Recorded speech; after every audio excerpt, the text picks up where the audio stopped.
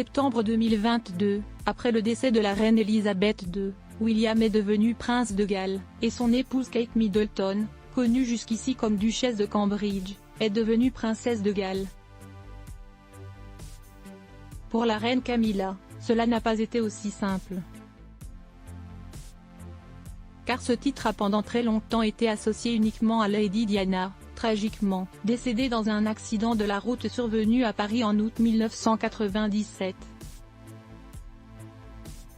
Ainsi quand elle a épousé le prince Charles à la mairie de Windsor, en 2005, celle que beaucoup appelaient encore Camilla Parker Bowles, du nom de son précédent mari, a pris le deuxième titre le plus élevé de son époux et est ainsi devenue duchesse de Cornouailles. Avec le couronnement de son mari, elle est donc passée de duchesse à reine sans jamais avoir été princesse. Le protocole a préféré entretenir le prestige de la famille, sans faire d'erreur de diplomatie ou de communication. D'autres membres de la famille royale n'ont pas eu besoin de se battre autant pour avoir leur titre. Les descendantes directes du monarque bénéficient du titre de princesse.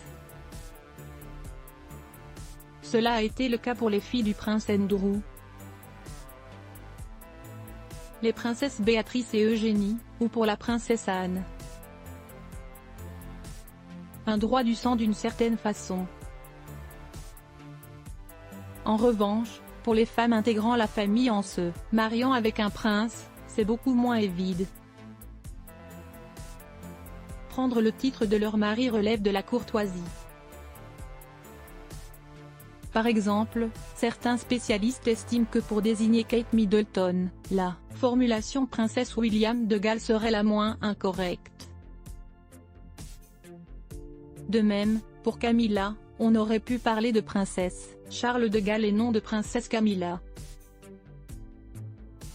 Cela aurait respecté le protocole, mais le public et les enfants de Diana n'étaient peut-être pas prêts.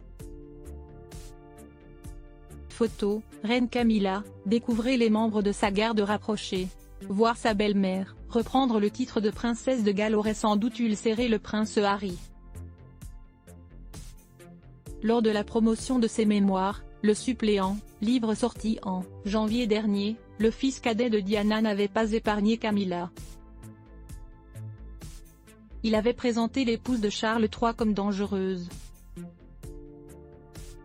Selon Vanity Fair et page 6, citant un ami, la principale intéressée se serait dite stupéfaite par de telles révélations.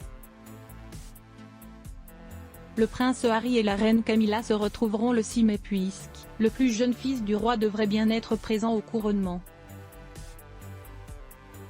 Article écrit en collaboration avec 6 médias Crédit Photo, agence Best Images.